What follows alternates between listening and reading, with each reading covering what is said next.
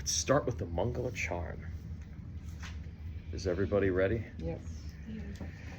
Om Jnana Timirandasya Jnananjana Shalakaya Chakshurun Militam Jena Tasmai Shri Guruve Namaha Shri Chaitanya Manobhishtam Svapitam Yena Bhutale Svayam Rupa Kadamayam Dadati Svapadantikam Vandeham Shri Guru Shri Yuta Padakamalam Shri Gurun Vaishnavamscha Shri Rupam Sagrajatam Sahagana Ragunatam Vitam Tam Sajivam Sahadvetam Savadutam Parijana Sahitam Krishna Chaitanya Dehivam Shri Radha Krishna Padan Sahagana Lalita Shri Vishakan Vitamscha Krishna Karuna Sindhu Dinabandhu Jagatpate Gopesha Gopika Kanta Radha Kanta Namostute Tapta Kanchana Gaurangi Radhe Brindabaneshwari Vrishabhanu Sute Devi Pranamami Hari Priye Shri Trubhyas Chakri Basindubhya Eva Cha Patitanam Pavanebho Vaishnavebho Namo Namaha Shri Krishna Chaitanya Prabhu Nityananda Shri Advaita Gadadhara Shiva Sadi Gaura Bhakta Vrinda Hare Krishna, Krishna Krishna, Hare Hare, Hare Ram, Ram Ram, Hare Hare. Om Namo Bhagavate Vasudevaya. Om Namo Bhagavate Vasudevaya. Om Namo Bhagavate Vasudevaya. Om Namo Bhagavate Vasudevaya. Om Namo Bhagavate Vasudevaya. Om Namo Bhagavate Vasudevaya. Jai. We are on Bhagavad Gita, Chapter 2, Shloka 27. Jatasya hi dhruva mrityur dhruvam janma mirtasya cha tasmada pariharye rite natvam sochitum arhasi. For one who has taken his birth, death is certain, and for one who is dead, birth is certain. Therefore, in the unavoidable discharge of your duty, you should not lament. Purport: one has to take birth according to one's activities of life, and after finishing one term of activities, one has to die to take birth for the next. In this way, the cycle of birth and death is revolving, one after the other, without liberation. This cycle of birth and death does not, however, support unnecessary murder, slaughter, and war, but at the same time, violence and war are inevitable factors in human society for keeping law and order. The Battle of Kurukshetra, being the will of the Supreme, was an inevitable event, and to fight for the right cause is the duty of a Kshatriya. Why should he be afraid or aggrieved at the death of his relatives, since he was discharging his proper duty? He did not deserve to break the law, thereby becoming subjected to the reactions of sinful acts, of which he was so afraid. By avoiding the discharge of his proper duty, he would not be able to stop the death of his relatives, and he would be degraded, due to his selection of the wrong path of action. End of purport. So, there are two things I can take away here. The first is, after finishing one term of activities, one has to die to take birth for the next. So it's really all dependent on what we do right now in our life. We can turn the tide of that at any time. It does get more difficult the older we get. We tend to get more set in our ways, and if we kind of glide into old age, then there's like little chance for us to, let's say, do seva or to learn new things. So I mean, I think there are a lot of people who are spiritual in this world, and what they will do is they'll say, you know what, I think I'm gonna just like hold off until I'm old. I want to enjoy my life. I don't want to, like do these spiritual things now. I want to go out to the beach. I want to enjoy. But then, when they get older, what can they do? Can they learn new things? It's not easy to learn all these things when we get older. So actually, it's really what we put into it, and at some point we can actually, if we put so much service into our life, the sadhana, like we're chanting, we're doing service, we're taking association of devotees. When we do those things, we're making less space for the things that bind us here. So actually, I was going to say something else about this. I feel like that's such a struggle. It is. I notice Oh, it really is. With myself, Mhm. When I'm in, Yeah. and I'm in a routine, and I wake up, Yeah. and I'm listening to wisdom of the sages. As soon as I wake up, just so, Yeah. okay, I have the Bhagavatam, and then I could listen to a certain podcast, like that podcast. I have certain ones I listen to, and when I'm in, Yeah. I'm in. Yeah. But when I'm not in, I'm not disciplined. What I get involved in. Right. And like for other people, they're getting involved in drugs and alcohol and all that kind of stuff. Right. But I'm getting involved in like Gypsy Rose documentaries, like like Right. murder mysteries or stuff like that. And I'm in that right now. I've been like very like chill, and the TV's been going, and I'm watching Hulu. Just when I'm taking in off of that TV, my vibration changes. I'm the Oh, same yeah. exact way. Like, yesterday I listened to like 3 Gita lectures, 2 other lectures, and then Netflix. And the rest of the day was Netflix, and it's just like, But isn't that like, as long as you are devoting a certain space in your day and time to listen, yeah, count your wins. Definitely Yes, count definitely. I your mean, wins. you are still upgrading Your vibration. Oh, you are. Yes. I know, but what I'm saying is, if I'm, But if I you're like notice- extreme, like Yes. you're one Yeah. way or the I other. notice if I'm heavier here in my sadhana, and my listening to like what I feel like Yes. through and through, my stomach, my eating habits, right? When I'm vibrating here. But the minute those scales tip, and even if it's like a 50-50, Yeah. I feel like it's easy in our culture, especially we live on Long Island. and we're human beings. Yeah, and we're human. And you've come to this later in life. This wasn't your childhood, or Right. like the paths we've already grooved into our consciousness are kind of there. We grew up watching TV. We grew up with the radio. If you lived some other place, like maybe in West Virginia or in India, where there wasn't 1,000 TV channels or Right. radio, it would be different. You would listen to sounds of nature more. You'd be a little calmer. But we're surrounded in a certain culture, and we're always like riding that wave to get a higher consciousness. It doesn't mean that we're on that platform and we're going to stay up there. Yeah. We do but the fact that you try again and you try Yes. again, that's and what, you're aware of the Yeah. changes. and that's you what know? Krishna sees. He's Yeah. not saying, "Oh, Nancy chanted 4 rounds today. She watched 3 minutes." Right, he doesn't he's have a like- scorecard. Back to Gypsy Rose again. He's like, "Oh, Nancy came to me today." It's yes. more. Yes. He focuses on the positive. Yeah. Okay. But I know for me, it's just how I Yeah, feel, it so brings it's your like- vibration down. I Absolutely. have to tell you, we just were upstate in the Catskills, and it's a big, like Hasidic community. Oh yeah. And and just the whole environment, though.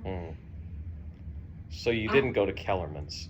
No, I don't even think it's there anymore. Okay. But but it appears run down in a lot of places, but the surroundings of nature and the deer just walking around, and we saw a fox, we saw like a raccoon and her babies, and just the environment is so beautiful. There's lakes and mountains, and you could just see that the people live more simply, and automatically you have in your mind, for me anyway, it's like, oh, I don't know if I could live like this. Yeah, But you know, there's a part of me that really wants to live Yeah. like that. It's so, that battle. It's sattvic.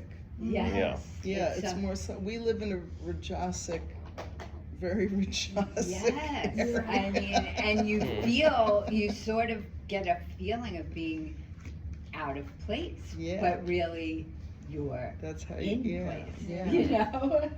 Yeah, yeah, because the electromagnetic fields are greater, and yeah, everything's different in nature, and we just, you know, you're in an office all day long with chattering people. What do you expect? I It's know. wonderful that you can even do what you do, you Yeah. know? Yeah, So give yourself credit for that, I'll try.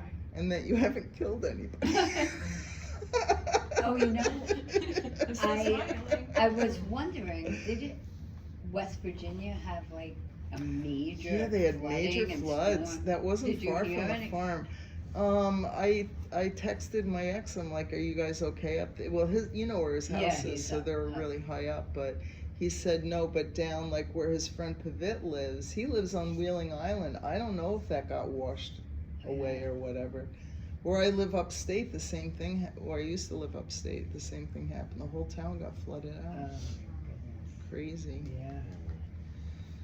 Yeah. Okay, so one thing about the wheel of samsara, we're always talking about, oh, am I gonna take birth again? Am I doing enough? Da da da da.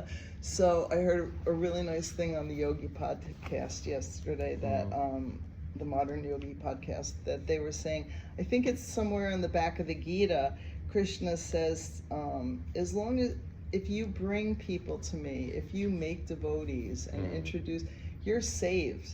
You're going back to Goloka. Someone that introduces someone to Krishna consciousness and like helps them on their path, even if they don't take to it. If you introduce someone to Krishna, people coming to the studio and seeing the deities, you know, just even looking at the deities, that's going to change your life. It's going to stir some curiosity. So make a devotee and you're going to... Or even if you introduce Krishna to your relatives, Yeah. who would never have known otherwise. Yeah.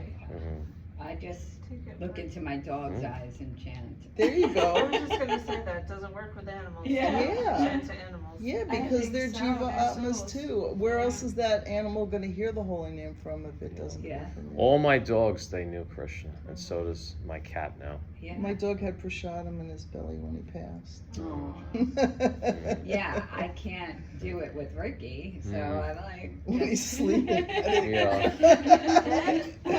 just Yeah. offer your food. Just offer your food.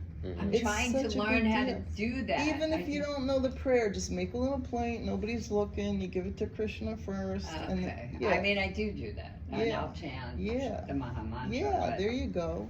It's the Maha mantra. It's the greatest mantra. So yeah, that's what Krishna's gonna see. He's gonna see Dawn offering and making a nice attempt. He's not gonna say, oh, Dawn doesn't know these Sanskrit words. Yeah, she didn't do the mantra right. Okay, that's a red X. And Right, you know You know, those grids like where you buy something and it'll show you different products and there's X's and checks.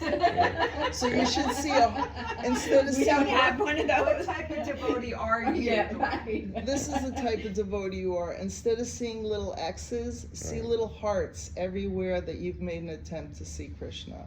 Whether you've chanted, whether you came to Gita class, whether you thought about him for 2 seconds, that's the grid that you want to see. That's There- making me cry. there is one other thing I want to share in that regard. So, Thank you for that, Srila Bhaktivinoda Thakur is the father of Bhaktisiddhanta Saraswati, and he is the guru of Srila Prabhupada. So Bhaktivinoda Thakur said that simply having the desire of serving the lotus feet of Srimati Radharani, that in itself is sadhana.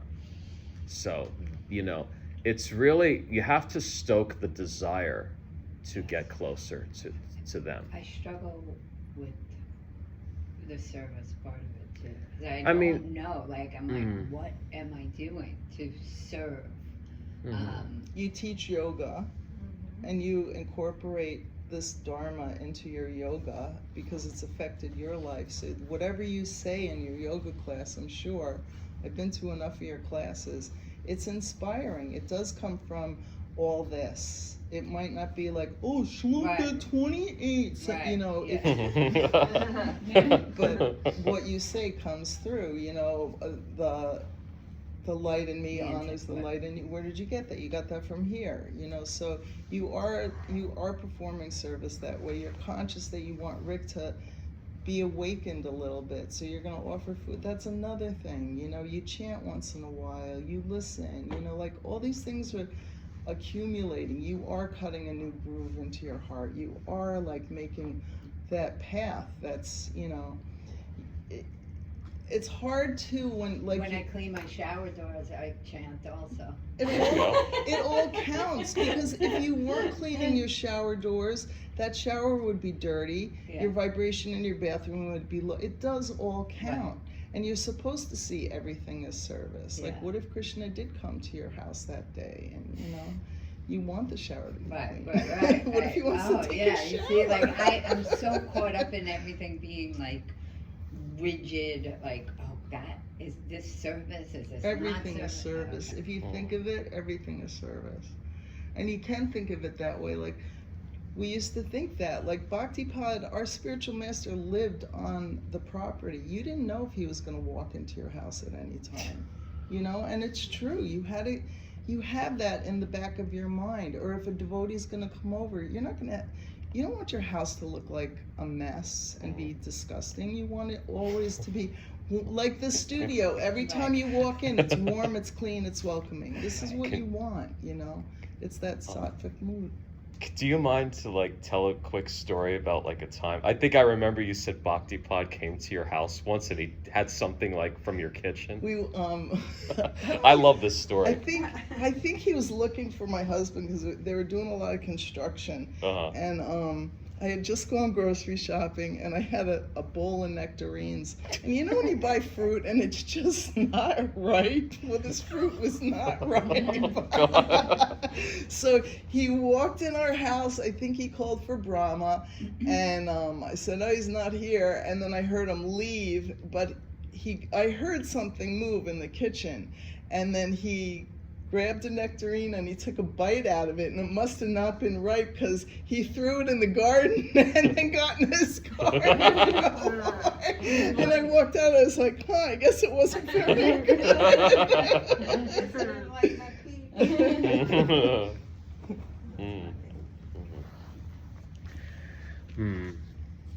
So yeah, just do a little service. You're fine.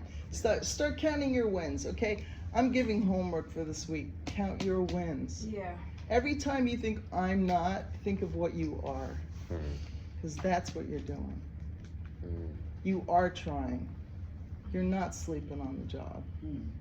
You're here on a Sunday morning reading the Bhagavad Gita. Yeah, come on. And what do you do every day? You listen. Yeah. Every day. I also have had thoughts of killing my neighbor the other day because of fireworks. Well, we'll try to dovetail. Like, it really went there. I want to say this. Just try to dovetail that desire into somehow serving Krishna. I wish But I could. Yeah. I did do that. All right. So I was really, really feeling anger and having these thoughts because of the way my dog was reacting. You know. And then and this was Thursday. So all Thursday night, I'm thinking, well, what is tomorrow going to be Right, like? What is right. tomorrow going to be like? It's going to be worse. What am I going to do? How am I going to comfort? Should I go over there? And like, I just was very anxious and Wow. having really bad Where's the thoughts. other But thing? I changed that, and I just said, okay, it's July 4th. It's going to happen. You know, I can't change this Mhm. activity. So how am I going to serve my dog and to make him feel comforted? And that's how I just handled it, and it actually turned out to be better than the night before. Oh, good. You know, like the whole thing. Because your attitude changed. I think it was just, I'm going to take it as it Mhm. goes, and whatever I can do for Sam to make him feel safe, I will do, and then it'll be over, you Yeah. know? It's all temporary. No control. Right, and I have absolutely no control over what's happening out there. It's just my response Yeah. and reaction to it. But it is awful. But like, it's crazy how those dark Mm. thoughts come in. Well- Quickly, right? Yeah, but being aware of it and then able to change it is That's the gift. right. Well, you know, there's a book called the Bhakti Rasamrita Sindhu. It was written by Srila Rupa Goswami, who was the chief of the 6 Goswamis. Right. And in there, in I think Canto 1, Chapter 2, Verse 4, it says, one should fix his mind on Krishna by any means. All the rules and prohibitions mentioned in the Shastras should be servants of this principle. What I take from that is like you fix your mind by any means. So if somehow your mind was fixed on Krishna by, let's say, this negative thought, I mean, just having Krishna in your mind is the purifying factor. That means the rules are only supposed to serve that facilitation. They're not supposed to govern the facilitation. In other words, like, I don't know, in Christianity we have like Jesus saying we have to live by the spirit of the rules, not by the letter of the law, the spirit of the law. So, you know, it's Krishna that does purify above all. So Krishna popped in your head during that thing, I want to kill my neighbor. Yeah. I mean, you know, ideally you really don't want to kill your No, neighbor, but no. you know, it's like, But the the anger thought- you feel, yeah. yeah, like, but Krishna does purify that, ultimately. Yeah.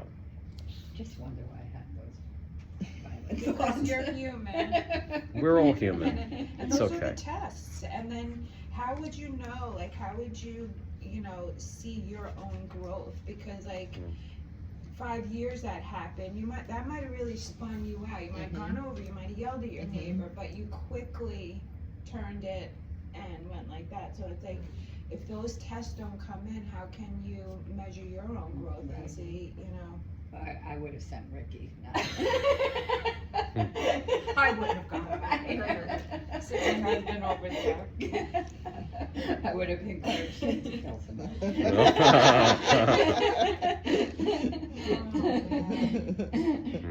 Ricky, if you knew how much we talked. Where are Ricky's we? my husband. Yeah. 28? 28. Are we ready? Yes, Okay. we are. Okay.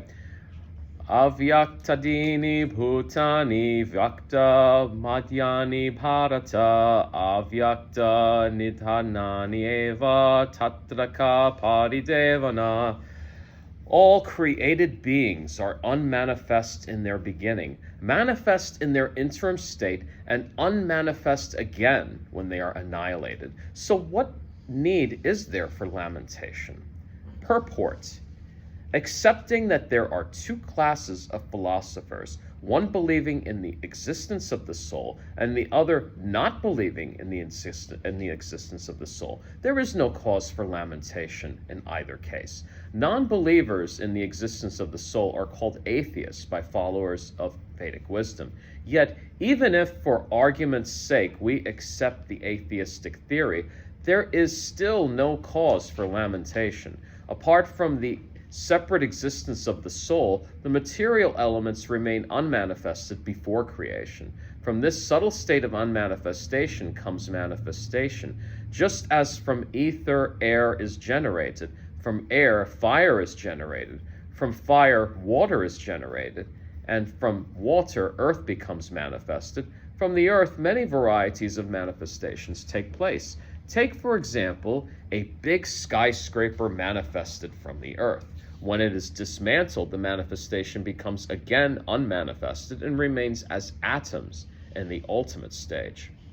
The law of conservation of energy remains, but in course of time, things are manifested and unmanifested. That is the difference. Then what cause is there for lamentation, either in the stage of manifestation or unmanifestation? Somehow or other, even in the unmanifested stage, things are not lost. Both at the beginning and at the end, all elements remain unmanifested, and only in the middle are they manifested, and this does not make any real material difference. And if we accept the Vedic conclusion as stated in the Bhagavad Gita, antavanta ime deha, that these material bodies are perishable in due course of time, nitya syokta sharirana, but that soul is eternal, then we must remember always that the body is like a dress. Therefore, why lament the changing of a dress? The material body has no factual existence in relation to the eternal soul. It is something like a dream. In a dream, we may think of flying in the sky or sitting on the chariot as a king, but when we wake up, we see that we are neither in the sky nor seated on the chariot. The Vedic wisdom encourages self-realization on the basis of the non-existence of the material body. Therefore, in either case, whether one believes in the existence of the soul or one does not believe in the existence of the soul, there is no cause of lamentation for the loss of the body. End of purport. That was a lot. I for some reason kind of lost my place, and then all I heard was manifestation. Yeah, I think it's a lot of repeating. Yeah. So the No. unmanifest and the manifest, what? I mean, manifest is where we are now. Right. Unmanifest is before birth and after death, really. Okay. Yeah. And in the case of like unliving things, like something is created. Before something is created, it's just parts or Or a thought. or a thought, exactly. And then after, it's a memory, or it's just like matter that was Right. scattered all over the place. Dust in the wind. Yeah. Dust in the wind. Like for Ash Wednesday, they say, you were dust before, and then dust you shall return. It's Yeah. the same concept. And I lost my train of thought. Yeah, but I think I have to look back into this purport. But I guess the main point is that the body is so temporary, it doesn't really matter. It's what your soul activity is what matters. Yeah. Because that's eternal. And your body's just going to change. It already has changed a million times. Right. So actually, when we're in a human body, that's when it makes the most difference. I mean, let's say we're in an animal body. That's basically a dream. There are no consequences. Whatever you do in that animal body, you really can't make any choices. You're governed by instinct, basically. So, but when we're human beings, we make choices. We have the opportunity to live a spiritual life, or we don't. And sometimes even beyond that, like we have the opportunity to do good things, like to help others, or we hurt others, or we do neither. When the sum total of all those choices we make in life is slowly producing a subtle body, which will become is basically our future, the future birth that we're going to have.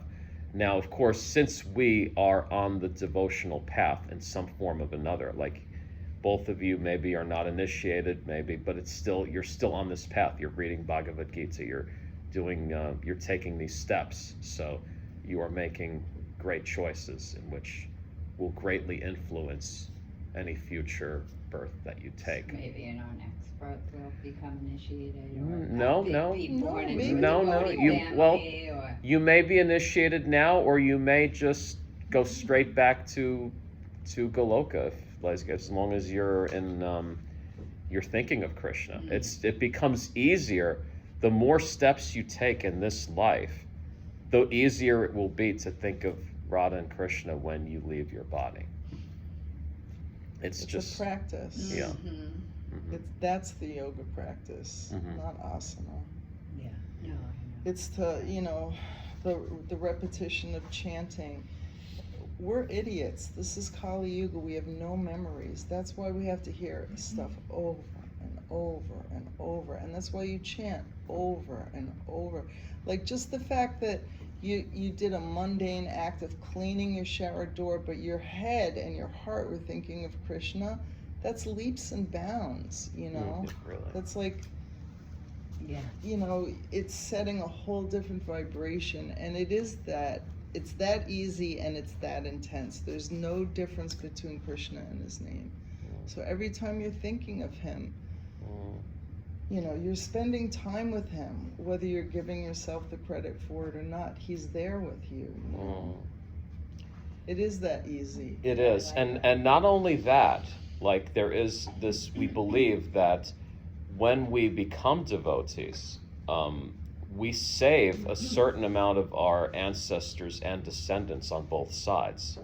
Like I think it's for a Kanishta Adhikari, which is the lowest level of devotee, 7 generations down and up. Like your let's say your great grandparents will be saved, and your great In future. Yeah. Yeah. Like, and great grandchildren will be saved as well. Even if none of them take to Krishna consciousness, they will be saved. That's how powerful this is. But we also don't know, you don't know what you were in a past life, and you're just here burning off some little karma that you had going in your past life. You could have been like, you could have been Brahma, a sage, like you don't know what you are like.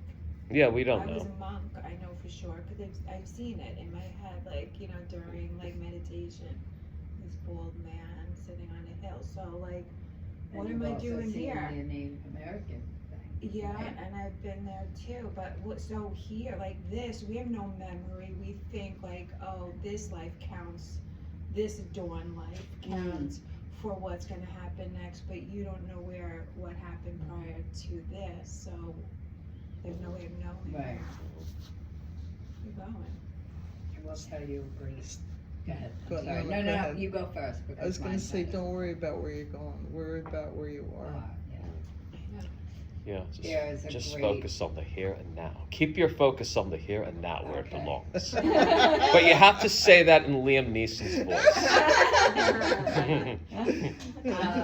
I also watched this documentary. It's called The Shark Whisperer on Netflix, I think it was. And there's this woman, and her name is Ocean, right? She was born, that's Her her parents gave given it. name. Grew up in Hawaii and spent all her time in the ocean.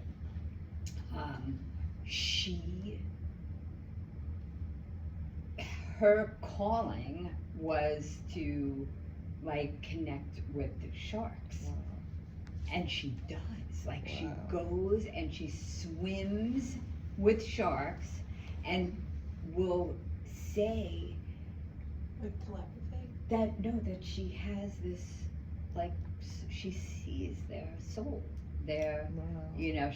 she, and we all think of sharks as like, and they're violent, or they're this, or they're the monsters of the ocean, Yeah. and she doesn't, and she actually like gets on them and swims with them. Wow. And it's really cool because I like, we're gonna like, oh, this is boring, this is, whatever. And I'm like, yeah. Wow, I'm like, Rick, it's amazing. right, like to be able to get all the way down into the ocean and she gave them different sharks, different names, and I don't know, I just saw it as really spiritual connection, Yeah. That's beautiful. I things that we don't ever think about, and how we take these animals out of their environment and think like, oh, gonna look at what I caught, Yeah, or yeah. and it's all for show and power, and not realizing that these sharks actually, if the more that you take them out of the ocean, they change the whole ecosystem of the Yeah. ocean.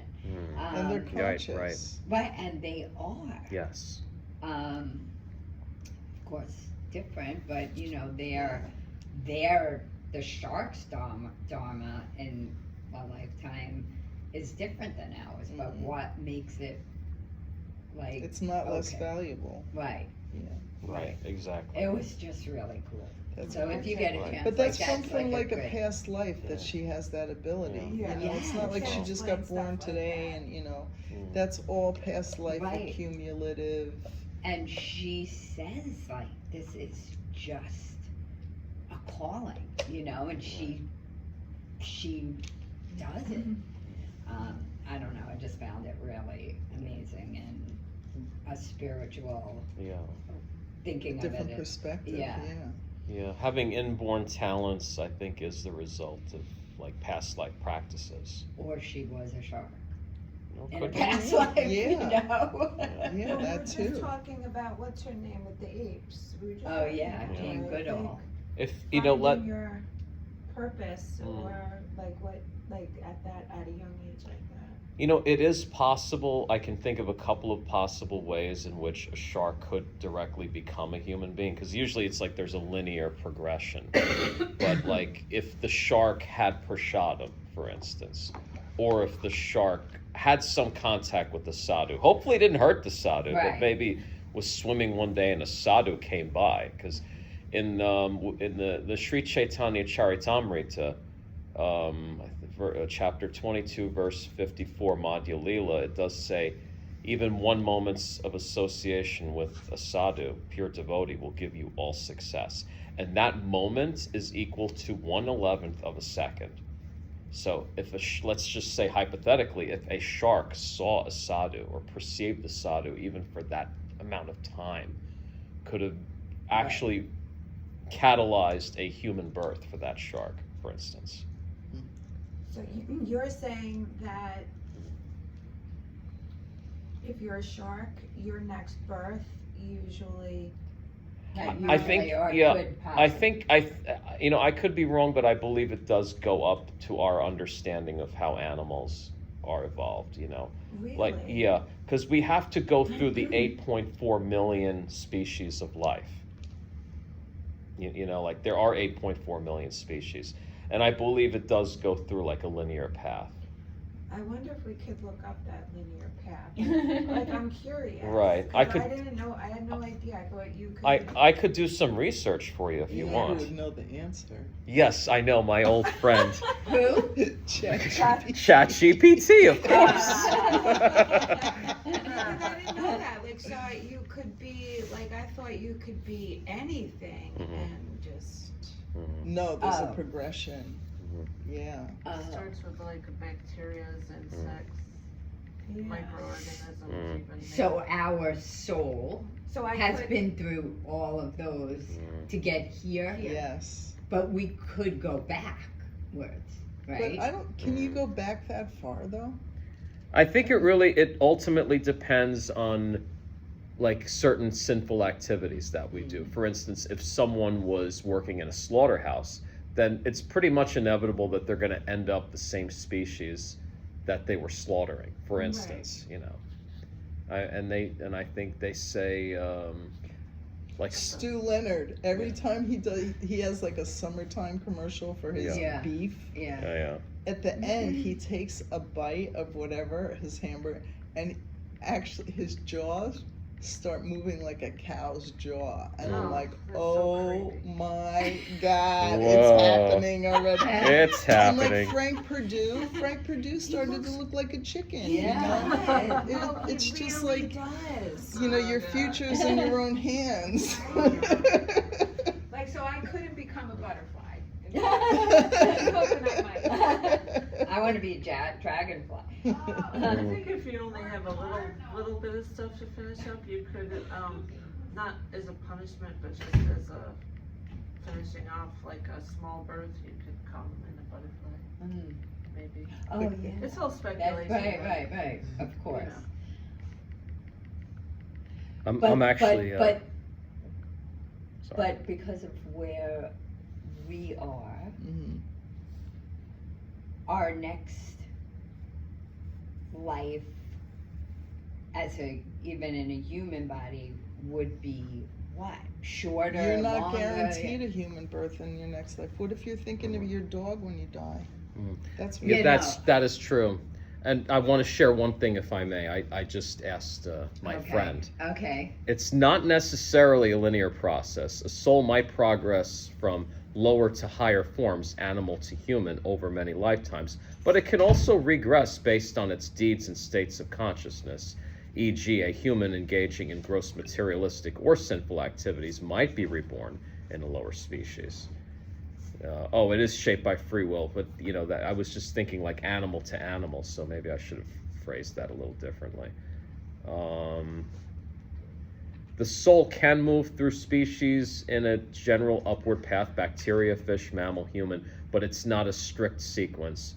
Karma and consciousness determine the soul's next birth, not just natural evolution. The goal is to use the human form to achieve, and return to the spiritual world, avoiding further entrapment in the cycle of 8.4 million. All right, so there are a couple of things here, like for instance, our goal is not liberation, of course. If we come back to serve, if we come back as devotees to serve, like for instance, like we're trying to help you all to learn about Krishna, that's an option, you know.